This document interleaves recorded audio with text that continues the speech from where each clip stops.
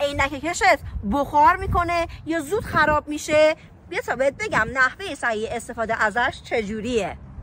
اکثر عینک‌های رد بالا خودشون آنتیفاگ هستن، ولی برای اینکه عینک ما بخار نکنه میتونیم از اسپری‌های آنتیفاگ هم استفاده بکنیم. برای آسیب ندیدن چشم‌ها بهتره که در ابتدا چشمای خودتون رو ببندید. چشم‌ها بسته، کش عینک رو از بالای نقاب رد میکنید و توی این قسمت فیکسش میکنید.